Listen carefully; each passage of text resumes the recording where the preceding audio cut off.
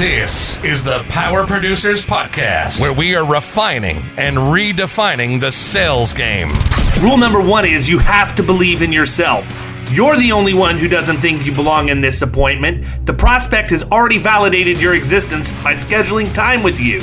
Get it through your head you belong here, go in there, crush it, and close the deal. A place where sales professionals can come to learn from other sales professionals and thought leaders that have mastered their craft. The difference between a good salesperson and a best-in-class salesperson is only 2 minutes.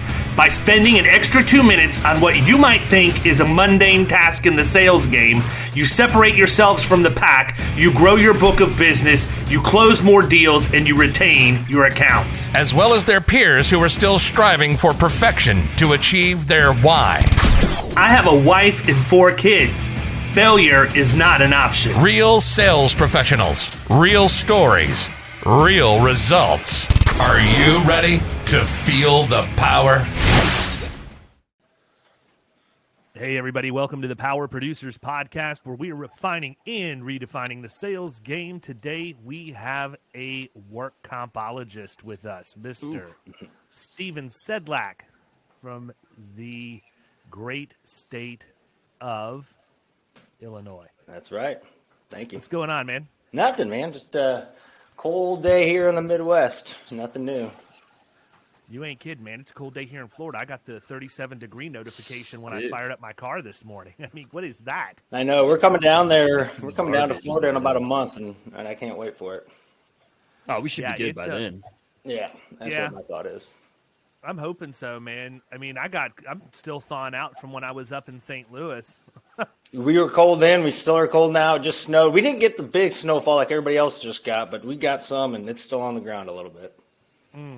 I hear you. Well, listen, man, we'll get ramped up pretty quick because I know you got a lot to talk about that people will want to hear. But why don't you sort of give them your background story and bring everybody up to speed on how you got to where you are right now? Yeah, absolutely. First off, thanks for having me. I appreciate coming on here today. But, first off, I went to Mizzou, University of Missouri, to study journalism. Didn't know what I wanted to be coming out of high school. Went to junior college for 2 years, then decided on journalism. And when I got done with journalism, I realized that I did not want to do journalism. So I went to that school for that. While I was there, I started a company with 4 other fraternity brothers. And we were kind of selling used and refurbished cell phones online. Had a couple retail stores, had too many Chiefs, not enough Indians, so kind of went away from that. Went to Enterprise from there, did their management training program, realized that wasn't my cup of tea, got as high as I could, and then went to ADP, the payroll company, selling payroll from them. And I'll be honest, that was some of the best sales training I have ever gotten, and I still use a lot of that today. Then about 10 years ago, my father, who owns our agency, we're partners now, but he'd owned at the time, been family owned since 1919. He kind of said, hey, I need to know what your thoughts are with me and my brother. I got an older brother and a younger one. And he said, I kind of need to know my exit strategy. So I said, hell, now is the time to give it a shot. So 10 years ago, made the jump from ADP to here and living the dream. Nice. 1919, That's awesome, man. huh? Yeah, 1919. That's pretty cool. Do you have any original policyholders left? We got a few that have been around for a long time, but not that long. Well, I mean, we were talking to Aaron Gordon yesterday, and his agency was founded in 1968, and they do have original policyholders still there. That's insane, man. Yeah, I mean, we got some that probably go back close to that, but, I mean, nowhere near the 1919, thank God. I don't know if I'd want them at that point. Yeah. I'll tell you what, man, ADP definitely is one of my favorite places to recruit people from just because of that whole sales training. Yeah. It's that, and it's such high volume, Right. It's a horrible job. I mean, Yeah. just call it what it is. You're out cold calling nonstop. Right. And every day is like Groundhog Day. It starts over again. And to my knowledge, I don't think ADP has any kind of residual income stream. But what I did find out, they get bonuses and stuff. But our guy from Heartland does get residual income because he was in here in the office meeting with me. It's the first time I've been able to sit down and meet with this guy, even though we've tossed some leads back and forth. And I put the hammer on him right out of the box, like, hey, tell me a little bit about your income. How, you happy with where you're at? I mean, I was like ready to go because I like the guy. Hey, so what do they fits pay the you over profile, there? right? But I was Yeah, I was saddened to find out that he actually is already on residual income. That's the first time I'd talked to a Heartland rep trying to make the move. And I've heard that about Heartland as well too. But yeah, ADP, they put you out there, they grind you. You're out on the street. You better not be in the office unless you're turning in an order, and that's it. But that's good. A lot of people get their start there because of that, because they're going to train you to get out and not be afraid to knock on doors and make phone calls, and you're going to know right away if you're going to make it in sales with that career. Mm-hmm. Yeah, that's for sure, because it's something nobody ever wants to talk about. Mm-hmm.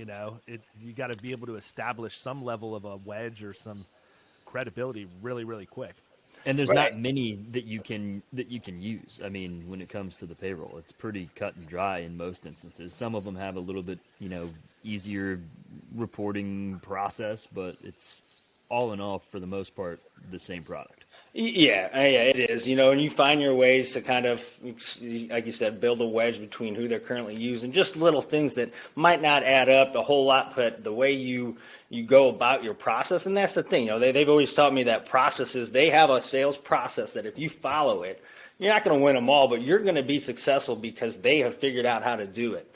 And like you said, you just got to build that wedge between them and that, and you'll know quickly if you're going to make it. Truthfully, man, that's what our industry is missing completely. There 100%.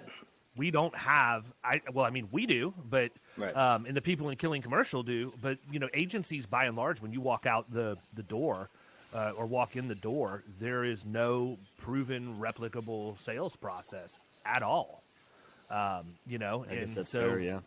And you've got some of those, you got some carriers like State Auto. We'd sent a guy through that a couple of years ago, their program, and it's good. Do I think it's phenomenal? No offense to them, but no, because I don't think they focus enough on the sales aspect of it. They teach them how to get out and hit the streets and all that, which is phenomenal and half the job, but there's not enough role playing being done with that, which I know it's a topic that everybody doesn't like, but it works and it teaches you how to do it. It's just the industry. I said that from day one, moving over from ADP to here in this industry, and I had to grind my teeth basically at it to figure out my processes, because it's a totally different sales cycle from ADP to where we're at now. ADP was a one and done. You go in there and you talk to them, and you're trying to leave with that order, and if you don't, your chances of closing it out after that are dropped by over 50%.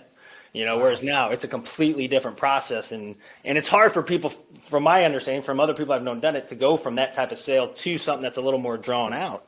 It's definitely an adjustment period. And it was the same thing for me. I mean, I went from selling office supplies B2B, where it was just like you said, you walk in, you're trying to, sell them right then and there. And it wasn't, we didn't really get residuals. I've talked about it, a few times on here, but there was some bonuses offered, for customers reordering, but it wasn't, anything substantial. Right. Then going from that to a much longer sales cycle in the PEO world, it was definitely an adjustment. And it's the same thing, with the insurance. But I think if you have those behaviors that were created in something that's as fast-paced as payroll or, office supplies or any other B2B sales positions, then you can be successful in pretty much anything after that.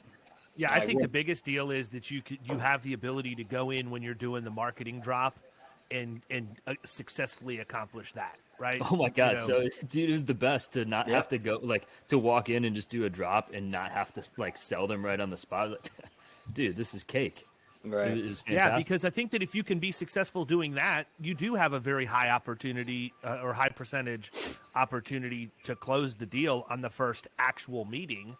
But you're not going to go in and get somebody to move. I mean, I'm not going to say it doesn't happen, but it's pretty rare you're going to go in on a marketing drop and have somebody decide, you know what, I think I'm going to move my entire insurance program today because this guy walked in. It's just not going to happen.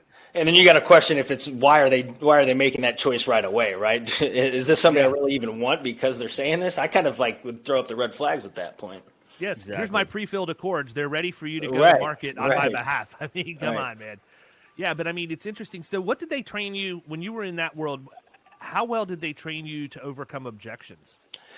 It was a lot of their training. The first month, it was just more of a shadow role where I was kind of going out with existing sales reps, I guess, if you will, in their territories. I didn't have a territory when I first came on. There's such a turn and burn industry of people, so they knew there'd be an opening in a territory eventually. So, the first month it was strictly just kind of learning the ropes, and then it was a lot of role playing. They had a corporate trainer out of New Jersey that I would have phone calls with 2 or 3 times a week, and it was a lot of just role playing.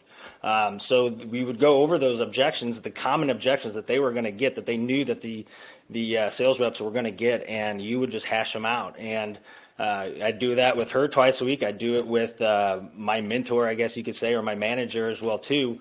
We probably did 3 times a week that first month and a half of role playing and overcoming objections. Yeah, it's my wife is a manager over at ADP, and I mean that's what she's doing all day long. She's on call. Like, it gets ridiculous sometimes. I mean, it's like on the phone, puts it down for not even a second, back up, and she's doing different role playing scenarios or just answering questions or hopping on a meeting with somebody. So it's again, very high volume, but their training is top tier from me just being around her and seeing that firsthand. It is, and role playing is awkward, right? It's always an awkward thing, but in reality, it's extremely effective if done properly. It's nothing more than just practice. It's just like a baseball player going out to anybody that's made it in the major leagues. They didn't just pick up a bat, just when they were going to go to play. It's practice, and that's what it is. And I've always said this industry's had a lack of that when it comes to any sales training that I've ever come across or seen that I've sent guys to. And it just grinds my gears. And of course, I try to do it here at the office with them and, parlay it, but they're in some classes trying to teach something else. So it's a necessary evil. And if done right, it can be extremely effective. I completely agree. It was the worst part of the mornings when I was doing the office supply sales. It is. I mean, it was every morning we do it for 10 whatever minutes, and I was there for quite a pretty substantial time, like 5-6 years, which was much longer than the average person there. But it was just every morning when whatever 8:15 rolled around, it was like, here we go. Well, I tell you, the one thing I never understood, and I've done this, they had it at ADP and in our training and some other stuff, is I don't get why they try to do it to where, hey, you're going to do it in front of let's just say there's a class of 10 of us, right? And so everybody each gets to go around with the instructor. Well, that's just more pressure than you're going to have on a phone, right? You're on phone or in person, you're just going to have that one-on-one, but you're sitting around a group of 10 people. And now you feel all eyes are on you, and you're not going to be at your best. My thought's always been that the one-on-one role play is going to be by far the best. Yeah, I mean, we've been talking about objections a lot lately, and I've actually moved to a sort of a new approach. It's kind of interesting. We were talking about it right before we started recording. Right now I'm batting 1,000 with this one, but funny enough, I actually shot a message over to Josh and Andrew to have them use this on one of the people that was sort of throwing some shade at him last week. But I basically just send them an email, and the people in Killing Commercial I've shared this with have been successful with it too, but I send them an email with the subject line, what happens to you if we don't talk? And just basically say, so to give them some framework around what that guy, what the story is with that. Yeah. So I obviously emailed you yesterday this, a body of a email that I was getting ready to send out to a prospect that I had a meeting with last week. I met with the safety coordinator or whatever. It's a utility company. They've got, about 25 vehicles, decent size. So I met with him, and, through conversation, he was pretty new. He took over for somebody back in December. Through my questioning, he didn't really know or didn't have really any policies, procedures, programs in place, return to work, and any kind of that stuff. Didn't even really know or understand the mod. So I explained the mod to him. Their mod has gone up from, it was 0.87 2 policy periods ago. It went up to 8.9, and then for the last policy period, it was at 105. It comes out again here in the next couple months, so I don't know what that's looking like, but I would venture to say that it's going to increase. So I had that conversation with him. He's like, okay, well, being that I'm still new and figuring everything out, I've got to run stuff by the owner and, just tell him about our conversation before we do anything else or whatever. I'm like, that's fine. Yeah, totally. And I followed up with him, on a day or two after, and he's like, yeah, the owner's not looking to, switch insurance. I'm like, okay, cool. Nowhere in our conversation did we talk about switching insurance. In fact, I think that you should stay with the particular carrier that you're with, because I would be surprised if other carriers will write it, based on what I understand about your operations. What I do think is important is that he understands the impact that the mod is going to have on the business moving forward, and what it's been for the past 2 years after you guys were, getting a credit mod, and now you're at a debit mod. So there's some stuff going on there. Don't you think it would make sense for us to have that conversation? He's like, well, yeah, I suppose.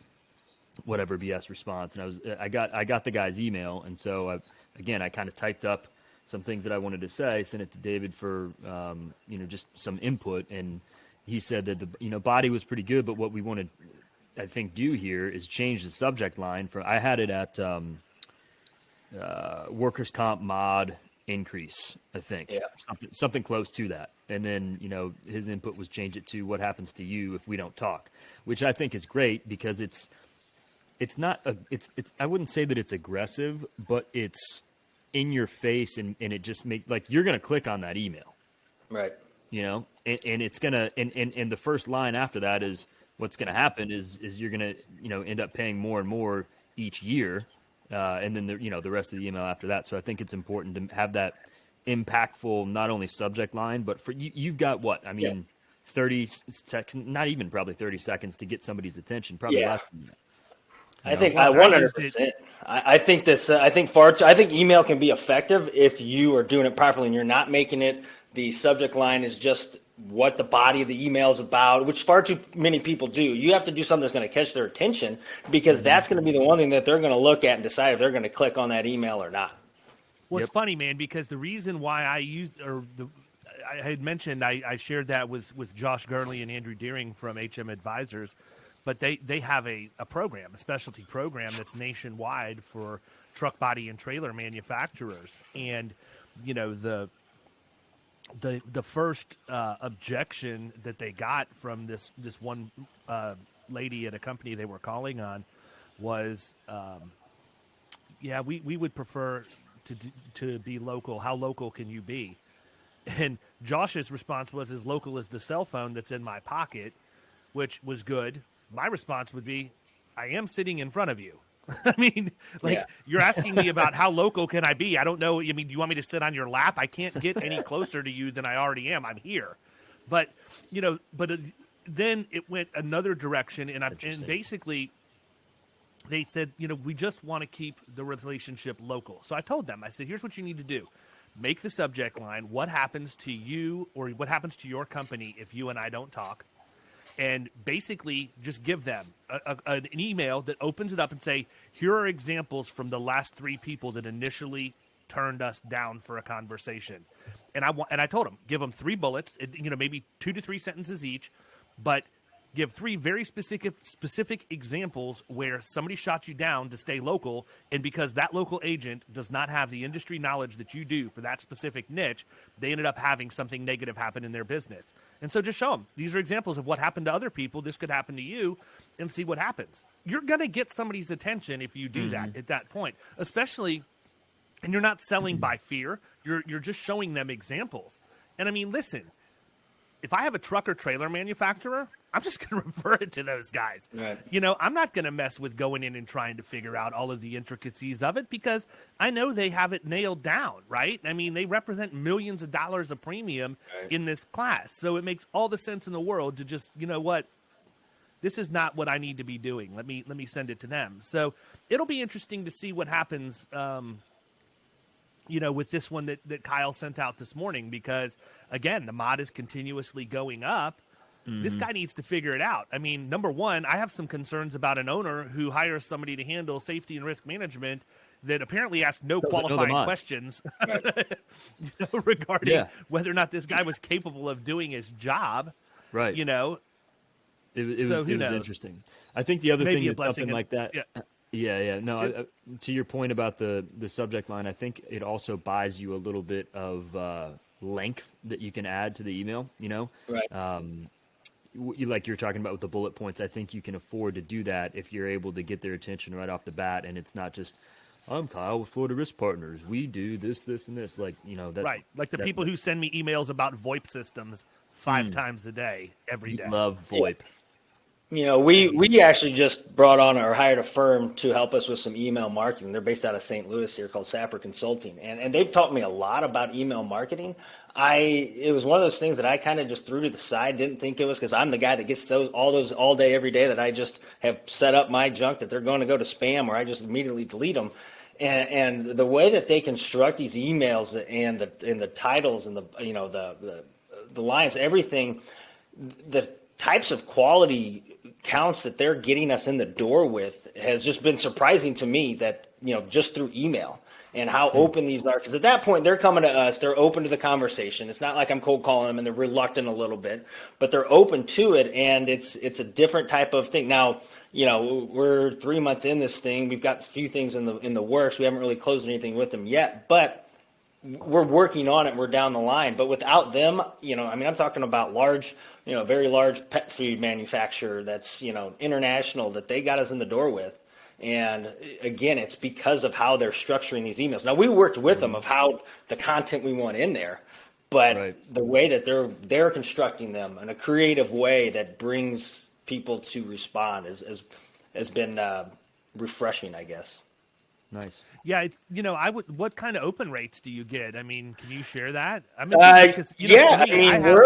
we're getting about between. I just had a call with them yesterday, and we were just going over some numbers and some stuff, and they keep all that data for us.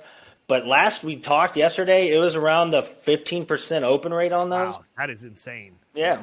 And then from the open rate, how many of those people, if that 15%, how many people are clicking through to go to do whatever your call to action is? Yeah, I mean, that's lower. That's probably around the 4 to 5% rate. But, you know, they're starting conversations. People are replying, you know, and some people reply back and say not interested, but they continue those conversations as well, too. You know, saying, well, you know, hey, when's a better time to follow up? Or is it somebody else I should talk to? And just keep going. And we've helped them with those objections as well, too, when they say, oh, hey, you know, we're fine, we're covered. Well, here's how to reply to that, you know, and they'll tweak it. So, you know, they've done a lot now. You know, they're also blasting it out to thousands of you know, internet, you know, or stuff they've gotten probably off the black web or whatever, but who cares? They're getting them out there, and you're not going to get everybody to reply, but we're getting some that are very nice middle market accounts that, you know, are replying, I was a little skeptical at first. I wasn't sure they would, because they're such large companies, but it's working. So let me ask you this. Do they give you any coaching? So if somebody actually takes the time to write back and say not interested, which is to me a completely intentional thing to do as opposed to clicking unsubscribe. Right. You know, do you reply back to that not interested? Do you yes. Say to them? So we're still tweaking it, right? So every time they get something, they come to me and they say, hey, how should I reply to this email? Right? Because email, you don't have to reply instantaneously. You can reply, you know, 6 hours later, and it'll be just as fine. So then they get those that they haven't gotten before. They'll come and say, hey, what would you say here? And I would say it, and then they will construct an email, say, does this look good? And then they'll send it off. And so when they keep getting those certain ones in, they'll keep sending them out, you know, with those basically. Yeah, the not interested objection used to be one that we would get all the time when I was selling the office supplies, that newer people would get kind of freaked out about, and they just kind of turn around, tail between their legs, and head out. But it was like, that's not even a real objection. Like, there's no, like, not interested in what? There's something else behind that that's the true objection that you have to figure out what that is to know how to talk with them. And for most people, your point, David, is huge. If they took the time to type back not interested versus just, you know, not respond at all, that's interesting to me.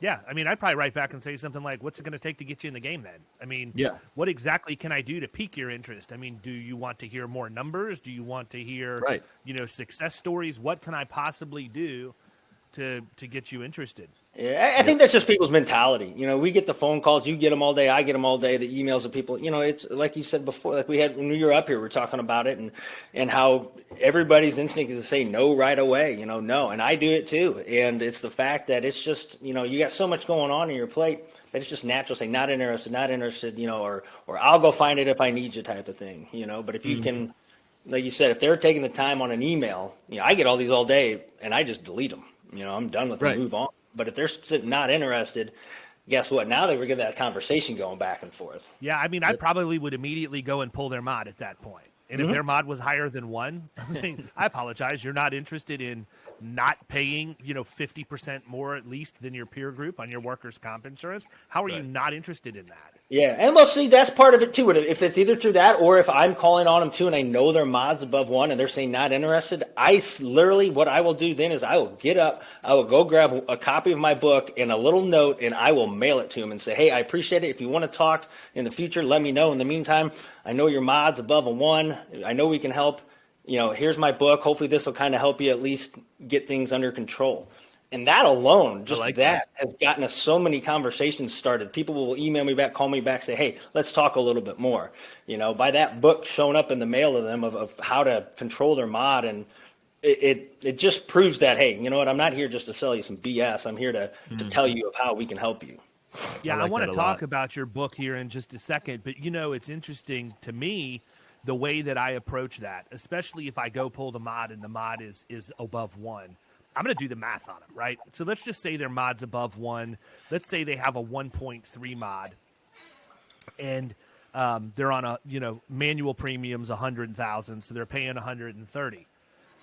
I would write back to them and say, I understand that you may not be interested, and I just have to say congratulations to you because you must have a job that's paying you $60,000 an hour. If you're not willing to give me 30 minutes of your time, that means you're making $30,000 every 30 minutes, and the $30,000 you're paying above and beyond what you should be for your workers' comp is just a wash because you've been uber successful in developing an astronomical hourly rate for yourself. I mean, obviously I'm embellishing more than what I would say, but I think that when you put it into perspective like that, all of a sudden people are like, number one, who's this clown, that he's actually responding back this way. But more importantly, they're going to think about it and be like, wow, I mean, I could possibly save $30,000 in 30 minutes. Yeah, you're worried about – this is the same guy, by the way, that'll go home tonight and log on to Geico to save 15% in 15 minutes, but he doesn't want to give me $30 to save $30,000. Right. So, but, I read your book on the plane back. And I'm actually going to probably do something similar. I haven't decided if I want to do like a full-blown print copy book as a leave behind, or if I just want to do maybe a more robust version of one of the ebooks that I've already put out. I'm kind of booked out for a little bit, but I may actually do that. I think it gives you a lot of. I don't even want to say perceived credibility. I think you get instant credibility, to be honest with you. There's no real perception there. I think that the difference is, and you can share your thoughts on this in a second. I just feel like if I write a blog post and it's really good and I know what I'm talking about, people are going to perceive that I have credibility. If I hand them a hard copy of something that is, has been professionally published with a cover art and all of the other stuff on there, that's a different dynamic than somebody just finding a post that I put out on my social or Google or whatever else. I think that you're instantly taken far more seriously if you have a resource like that. That was kind of my thought exactly behind it. I started writing the book, I guess October of 2019. I didn't want to make it long, right? Because I knew it's work comp, it's insurance, I didn't want to put people to sleep with it. So I made it a short, quick read and just 7 steps to how people can increase their profits through their work comp is basically the premise of it. And there's more steps than just the 7, but it's a good number that I kind of agreed upon to just stick at. And right. So the whole premise was that to make it credible, to show, hey, I know what the hell I'm talking about. It's not just a blog post that anybody can write. It's actually published. It's a hard copy that I will leave behind that's going to be on your desk. It's going to be in your office, whatever, and shows the credibility. That was the entire premise behind it. The whole premise wasn't ever to make money off of selling the book. I just got my royalty check from Amazon the other day, and trust me, it wasn't a lot. But the amount of business that I've gotten from it far exceeds it, in the overall scheme of things. Now, it also, the point of putting it on Amazon was the fact to get it to become a #1 bestseller, which it did. It wasn't hard to get to that point if you're in the right, risk management. It's not a lot of people on Amazon buying books on risk management, so it's not hard to go up the rankings there. So now on every email that I send out, I have that screenshot that shows, #1 bestseller on Amazon, and it's got a link to click to it to show where it's at. Again, just to drive the credibility, not necessarily to get people to buy the book from the email, but just show that credibility aspect. Yeah, the one thing I would tell you that I've learned from publishing my book, and I will do this every time I publish something going forward, it really was helpful that I had the corresponding website where the people could go request some of the assets that I was using or go watch a video to drill further down on that, because in order for them to do that, obviously I was capturing their information. Right. And it's helped me build I'm amazed at the email list that we've been able to compile. Now, obviously it's not a lead source for insurance because it's other agents or carrier reps or salespeople that are going there, but it is a lead funnel for Killing Commercial that gives me credibility instantly, so people know before they ever pick up the phone to set a time to talk to me who they're dealing with. But we've built an email list to over 10,000 email addresses at this point, and our stats are pretty solid. We're getting about 30% of the people open it, and about 10% of the people open it. So if we have 10,000, about 1,000 people open it a week. And then of that, between 300 and 400 click through. So, we're generating traction and we're able to capture those analytics. I would probably structure it the same way. Maybe give them some tongue waggers. Like if you want to have your mod audited, you can click here to request it, or, whatever else. I need to think through the mechanics of that. But if you have a way to drive them to some landing page online or a website and get their information, that would also help your email marketing efforts. Yeah, and that's one thing I tried a little bit on there. I had the QR code that people could do it that way. I think there was a glitch in it because it's not working properly last time I checked, so I'm trying to figure that out. But it was the aspect, the easy way, right? Hey, pick up your phone, just tick the QR code like everybody does in restaurants these days. Everybody knows how to do it now.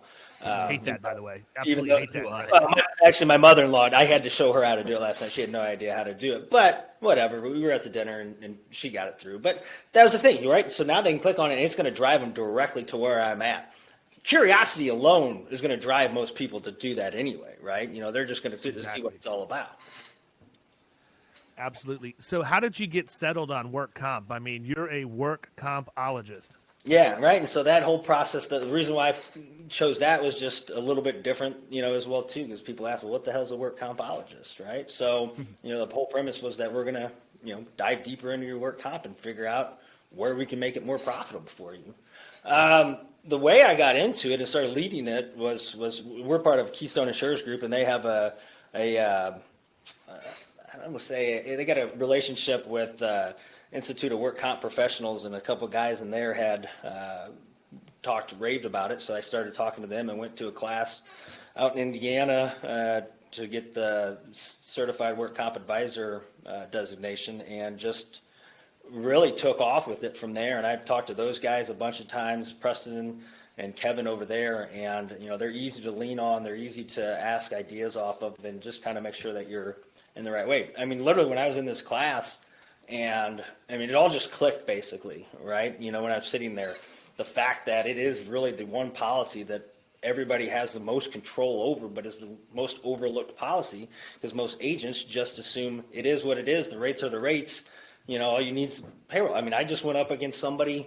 I walked away from it the other day, but we were talking to them and we were going more in depth. And then he was talking to his old agent. He goes, "Look, the rates are the rates, blah blah blah. You got to make sure you're doing apples to apples comparison." And I go, "Look, I'm not going toe to toe with this guy. You're dead set on staying with him, and that's fine. If you don't see the value that we're going to bring to the table that we've discussed and you agreed upon, I'm out the door, because it isn't just an apples to apples comparison in work comp. And if you're looking at that way, you're looking at it wrong." True. Yeah, it's funny because I actually had this conversation with one of my clients this week, because AmTrust has a habit of sending out auto renewals, and they use whatever the exposure data was that was presented to them, the year before, and they're really, really early about getting them out. Yeah. And the guy sent me an email. He's like, "What do you, this isn't even close to being right, blah, blah, blah, blah, blah." I'm like, listen, number one, it's completely irrelevant, because you're on pay-as-you-go integrated with your payroll company. So you need to be focusing on what the net rate is, not what the overall premium is. Okay. So if you want to compare, here's your comparison. Number two, your mod went up because of the claim that you had 2 years ago, which is the whole reason you hired me to begin with. And we got it closed and capped your exposure. But I did a mod projection for you last year, letting you know that this is exactly what was going to happen. And number 3, I've updated the payrolls and sent them to the underwriter specifically for the reason of qualifying you for a higher dividend, because your mod is now higher than it was when we originally presented the risk to them. So you may actually qualify for the next tier of dividend that you didn't qualify for last year as a result. And that's how we're going to try and recapture, a chunkier mod, for the difference in your mod. So I think that's a really good point there that we don't talk about a lot. Sorry to interrupt you. Is the projection. Like if somebody's had a claim, we talk a lot about auditing their mod, and that, but not necessarily the reverse. So I think that's a good thing. Well, for I mean people to think that's about one and of the understand. reasons why. Yeah, that's one of the reasons why I like Magic so much, is because it'll build that projection into your presentation. I mean, it's part of what the process looks like. Yeah, it helps them plan for moving forward. I mean, it's nobody likes to deliver that bad news, but if you can get it to them ahead of time and be like, hey, look, here's what to expect. Here's what we're going to do to, try to minimize the, the hurt or how much you're going to feel of that, and put together a plan. I mean, that sets you apart even further. Yeah, no, I mean, you need to be able to do that. Otherwise somebody else is going to. Right.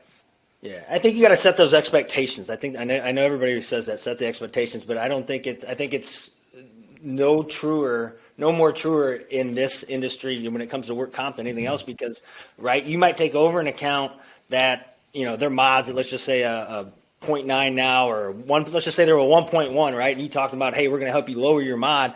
Well, it's still next year could still go up. And if you don't set that expectation of, hey, look, here's why it still might go up, let's look at it, they're going to be pissed off come next year, because they're thinking, hey, you said you're going to bring my mod down and now it's up. But if you can tell them, hey, look, you might go up next year because of what was in the past, but we're going to work after that, and we're going to continue to work to bring it down. Yeah, as long as it's not the guy that Kyle called on who has no clue what the mod even is. Well, there's plenty of those out there. Yeah, it's crazy, man. It's crazy. So, what are you seeing right now, man? What's the market telling you? What are some of your successes based off of? Have you had anything that's new happen as a result of current environment? Has it become more difficult, easier? I'm interested in what you're seeing on the streets there versus what we're seeing down here. Yeah, I think right now, just with the pandemic and everything, I think the next 4 to 5 months are really going to tell, because people are going to get their renewals in, the aspects of the effect that they had on businesses and the effect that they had on the payroll. The number of audits that are incorrect is usually so high, and I think this year they're going to be even higher, because people don't realize that they can, change certain class codes for people that went to working at home as opposed to working in a different space, or the fact that they can exclude certain aspects of those payrolls for furloughed employees. I think that's really kind of where we're out there talking to prospects about is the fact that your audit might be incorrect anyway, but this year there's a higher probability it's going to be incorrect. That's really our focus on it. I don't know, and I just don't know how people are going to affect if they want to think on a price level, this next year. I don't know. It's a bag of mixed nuts right now, I feel like. I feel like everybody's going to shop. That's kind of what my fear is, right? I mean, fear in a bad way, or in a good way, I guess, because it's just going to be, everybody's going to be out there and they're just going to be thinking price. That's kind of my fear about it. Well, here's what I can tell you. So far, everybody that's gone out and shopped has realized they got a pretty good gig right now. Yeah. Probably don't need to mess with doing this again. So, I mean, I understand, this isn't one of those things to me where, and I think, this is probably pretty good advice to newer producers. So pay attention to what I'm getting ready to say if you're listening and you're newer. This is one of those things where you might get your feelings hurt or you might get upset about because you feel like you've done a really good job for a client over the course of a year. If we didn't have a pandemic right now, I could understand that and think that would be justified, right?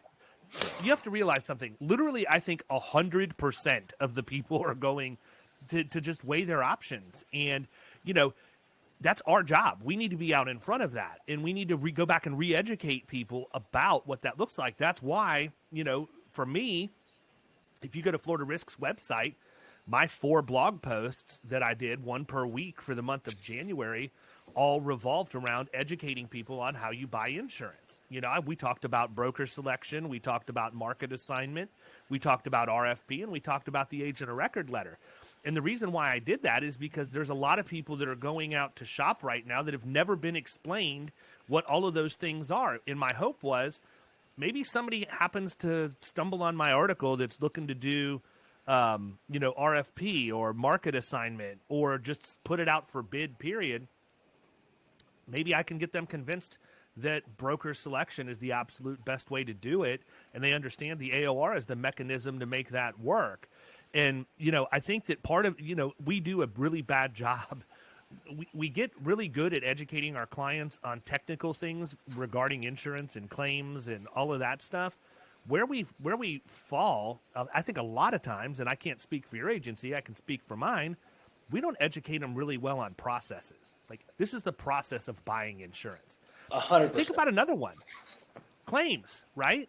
We're so used to dealing with this. Even if we are in a position where we have, we bring a new piece of business on, if it's relatively clean, they may not understand what a real claims process looks like. Now, we can slap one in there and say, call this number, but we really all need to do a better job of giving people the why and the understanding behind it. Like, this is why we have a nurse triage number for you to call. It's because we can do telemedicine on these workers' comp claims while we gather the information for the first report of injury. And by the way, it drops the number of claims that would, typically be reported and have payouts by 65% because it's literally first aid. But we've never educated our client that there's another way to do some of these things. And again, that's state specific. I get it. Illinois is a weird animal, man. So I'm already talking outside your vernacular, but but we deal a lot in Missouri, so we're dealing with it over there as well too. And I mean, we're all over, so every state's so different. But I agree 100%. You gotta see Illinois. You can't tell somebody where to go. You can suggest, right? So somebody gets hurt, you can suggest. Most people, if you suggest somewhere, unless they're out there just trying to beat the system anyway, they're more likely going to listen to you or at least take it into consideration. So unless you if you don't have anything in place of what to do or a suggestion, quote unquote, then they're just going to go out and they're going to end up finding somebody, or they're going to call all the lawyers out there that they see on their commercials, and it's going to turn into a big old snowball. But if you have something that you can suggest, at least most of the time they're going to take it. But you got to teach them, like you said, teach them why they need to have that in place. Well, it's no different than return to work. And I mean, I'm not even going to get into that because we beat that horse as much as we possibly can on the podcast. Yeah. But it's the same thing. People don't have it because they don't understand why it's important. And, I did a blog or we may even have done a Shop Talk episode about this. And if we haven't published it yet, it'll be up pretty soon. But, I can't tell you the number of times that I'm in one of these public forums of agency owners or insurance agents where they're just complaining incessantly that somebody left them and they were doing everything right. My first question is, did you tell them? I mean, did your client know all of the things that you were doing for them? Because if you're not going to tell them that, they're not going to know. My clients never come into my office. I've handled 5 pretty significant things this morning for clients that would have been huge issues. And it's all because they don't know that I did a stewardship report. Yeah, they don't even start. But they don't even know that I did that for them, right? And so I think we need to do just overall communication, I guess, to be honest with you. We do a good job. Automation certainly helps with that, but there still needs to be that human piece. And I've always been really good over the course of my career.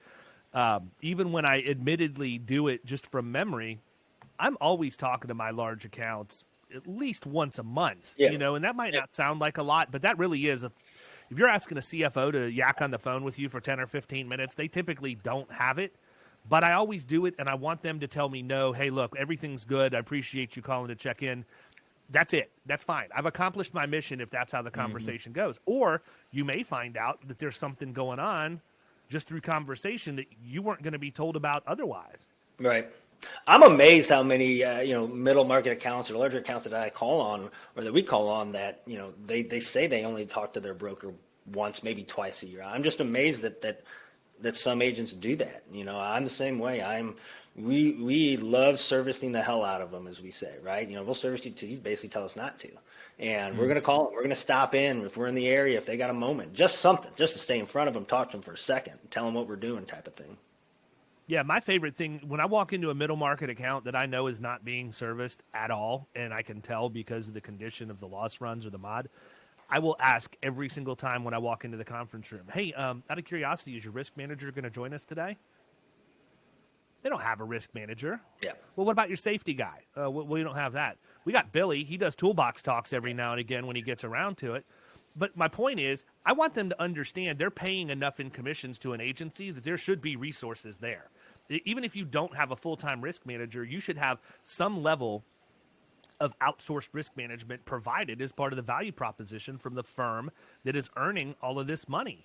And I mean, I've talked about my guys up in North Carolina, more times than I needed to already on the podcast, but that's exactly what I did when I went in there. This company was paying $250,000 a year in agency revenue in commissions, and they had bad experience, right? Like their losses were not good on fleet. Their losses weren't great on comp. And the reason the commissions were so high was due to property. Well, guess what? You can't really do much to engineer horribly constructed frame laying houses, right? I mean, you just wait for the storm to blow it down. You hope you've collected enough premium, and you get the, you end up replacing coverage, and they build a better one after the fact. But I mean, those things are horribly constructed. They don't stand up to wind, and they're extremely flammable. Right. It doesn't mean that the agency's doing any more work. It just means they put a few more zeros behind the TIV when they entered it into the accord form. Right. Let's talk about what's really driving issues in your company, and I think that's a big thing. I'm interested, we didn't talk about this, I don't think, when we had dinner in St. Louis, but I'm interested, how much weight, when you're talking to your prospects, specific to workers' comp, obviously, are you putting on the mod when you talk to them? I mean, we talk about it a lot on the show, but I think also I do a bit of a disservice to our listeners to a certain degree by not talking about other calculations that you could be doing or should be paying attention to that are probably a better indicator of what the real culture from a safety and risk management standpoint is of these organizations. How much of an emphasis do we put on the mod? Is that what you're asking? Yeah. It's a huge emphasis every time we're talking to somebody. Ours is similar. We're pulling the mods before we even kind of target who we're going after. Majority of them are above a 1. There are some, though, that maybe just are a little under it, that I know their minimum mod's going to be, let's just say they're a 0.98. I know their minimum mod's probably going to be somewhere in the 7.7s. So we'll still have that conversation with them because they think they're doing good, but in reality, they're just okay. And we do a lot of calculations to show them, where you're at, what you could be saving, and how that effect could just emphasize your bottom line moving forward. And, if we have some that we're midterm talking to them that the new mod hasn't come out yet, we're going to do those projections for them to show them where they're going to be at because they didn't take into control of trying to get their any open claims shut down within that first 6 months, before everything's reported to NCCI, and how those are going to affect them. So the mod aspect is always a huge factor when we're talking to them. What are the things you're hinting at, David? Are you talking about like days away from work in terms of indicators, or? Yeah.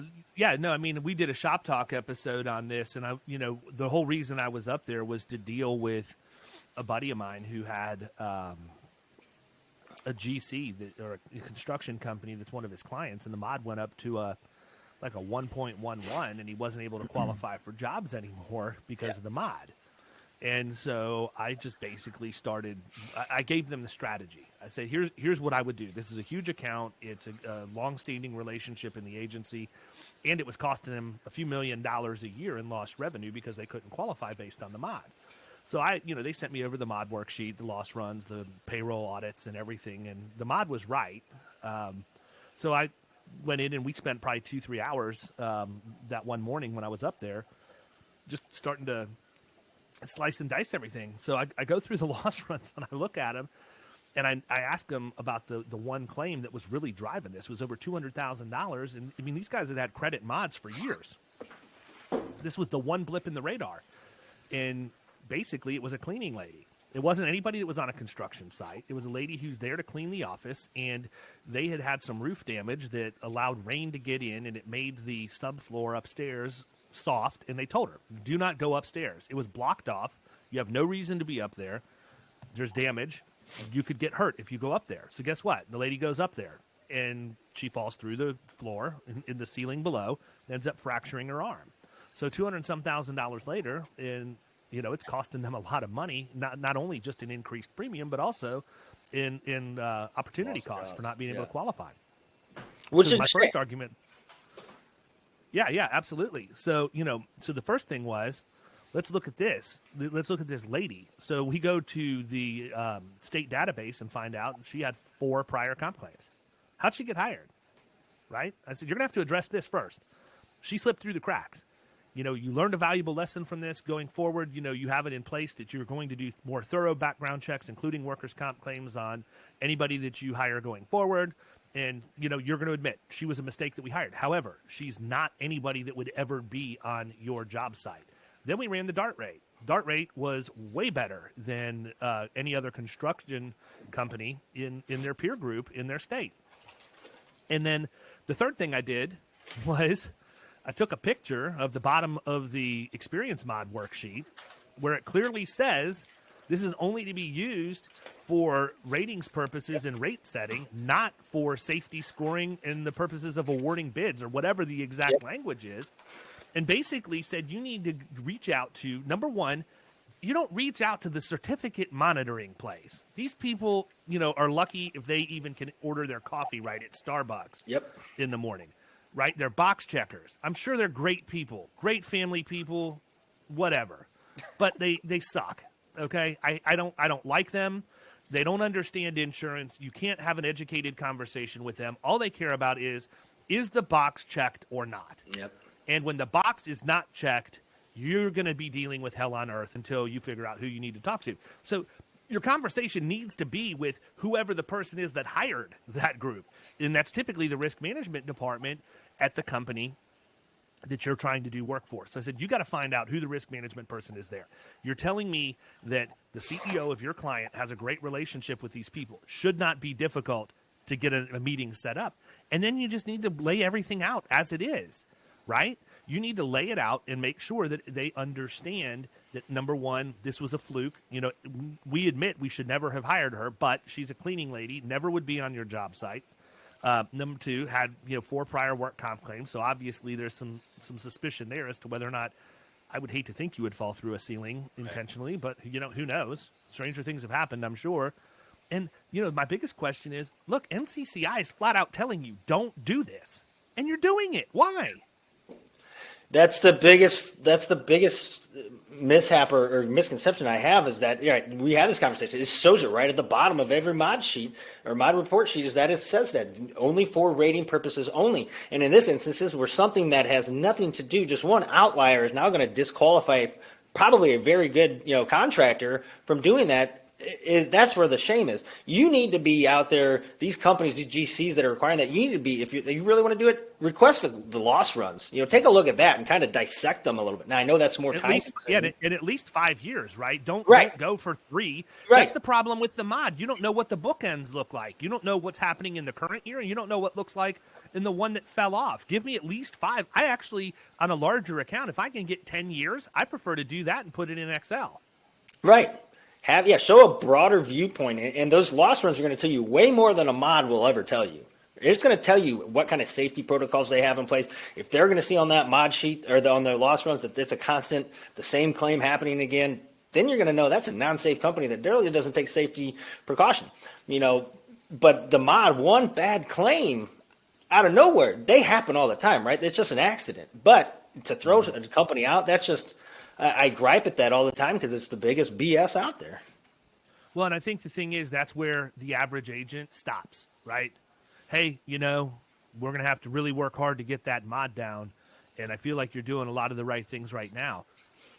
That's why it's so easy to write business in the middle market, because I'm going to start where everybody else stops. People don't realize that everything's negotiable. Right. Everything. What's the worst thing that could happen if you call? if I call the risk manager, is he going to send Kaiser Sose to murder my family that night, because I called him in the middle of the day? No. The worst thing that could happen is they're going to tell you no. They're not willing to consider that. But if you take the time and you construct a logical case, you make it very difficult for them to say no. Right. If you can show them exactly what the thing is, that you want, exactly what you want to point out to them. 2 issues. Number one, agents aren't willing to get out of their comfort zone and go argue with the risk management department. And number 2, they don't realize that they can do that. They don't realize, the calculations. They don't understand that the Bureau of Labor Statistics website is a wealth of information that can be used in your favor. And here's a fun fact, people. We're salespeople. We're technical, but we're salespeople. Yep. If you don't... data can mean whatever you want it to mean. If the mod is not what's going to get your deal done, don't focus on the mod. Focus on the DART rate. Focus on benchmarking. Whatever you need to do to make that account look as good as you possibly can. I'm not telling you to lie or misrepresent, but you don't have to focus on that. Go find the data that's going to prove your case. I mean, if you read the book Freakonomics, I've read all of the books that those guys have written, but what I realized is you can make that data say whatever you want it to say. They could literally spin anything at all that they talked about in that book and make a case for either side depending on how the data was presented. Yep. The data anymore, it's just like if you're submitting something to a carrier, right? The more information you can provide to your underwriters, the better you're going to have. We love to videotape. One of the accounts that we just took over in AOR that we're trying to move out of the risk pool, they're monster truck company, right? They kind of started the industry, is that we went around to show them all the safety procedures that they have with a video. And we're sending that video in, with all the submissions to show them exactly. It's going to save them from having to send somebody out per se. It's just going to put their mind at ease of all the precautions that they have in place. So if you can provide the data and you can provide as much of an 10,000 overview that you can, it'll go a long way with a lot of underwriters, I think. I'll tell you right now, man, my new favorite trick and toy is my drone. Right? Yeah. I literally was with the CFO 2 or 3 weeks ago, looking at property, and we met, and I'm like, listen, I'm gonna have to get a look at the roof and the HVAC stuff. You mind if I run to my trunk real quick and deploy my drone so I can videotape footage of the top of your facility? And he looked at me, he's like, are you kidding me? And I'm like, no, that's how I do it. I don't want to have to climb up there and go through a roof hatch, and I really would like to not have the carrier send loss control out if we can avoid it. I'll just pop the drone out there, and we'll get a quick shot, fly it across and around the perimeter, and call it a day. He's like, nobody's ever done that before. Okay, great. Well, guess what? My wife, who was chastising me for spending $1,000 on my Mavic Air 2, realized when I came home and said, by the way, this is a $60,000 revenue account, that maybe I wasn't an idiot for saying, you know what? I might not even need to turn the video camera on. If I just get the drone up and fly it over, the appearance of the fact that I'm going to a different level of everybody else is enough to get the deal done, even though I really am going to a different level by videotaping that and then coming back and editing it and putting my comments in a video proposal to an underwriter. I've actually started doing video proposals as a submission to underwriting, just like I do a video proposal to a client. Yeah, same. We've been working on that as well too. We use Vidyard on ours, and it's just just take the link and send it to them, and it explains. That's where we put our video for all the safety measures, and our video of us explaining the risk to them as well too. Yeah, that's awesome. Well, listen, man, we've been going about an hour. I want to be respectful of your time, so I'm sure that plenty of people are going to want to reach out to you and pick your brain. That's typically what happens when people come on the show. Why don't you tell them the best place to find you? Yeah, I'm on LinkedIn. I'm on there all the time. It's actually turned into my favorite social media site, I guess if you want to call it social media. So you can find me on there, Stephen Sedlak, Stephen, last name Sedlak, Sedlak, or my email. I got, probably just give you my agency email. It's Sedlak, SSEDLAK at schmaleinsurance.com. That's SCHMALE insurance, all spelled out, .com. Nice. You spell it just like that, right there. Right. I wasn't even thinking about it, man. This is rapidly turned into my favorite coffee cup. Aren't they good? They're great. You can use it for coffee in the morning and a little cocktail at night. There you go. Yeah, or Irish coffee in the morning, and you kill two birds with one stone, I guess. There you go. Well, listen, man, I appreciate you coming on. I appreciate your friendship. Look forward to watching everything that you're doing, and have a great weekend. I guess we're kind of on. It's Wednesday today, so yeah, it's a hump day. Have a great rest of the week. I'll call it that. All right, you guys too. Appreciate it. Thanks, guys. Take care, man. Thanks, man. You've been listening to the Power Producers Podcast. You can follow Killing Commercial Insurance on Facebook and YouTube. And if you want to take your game to the next level, check out our book, The Extra 2 Minutes, and our website, killingcommercial.com.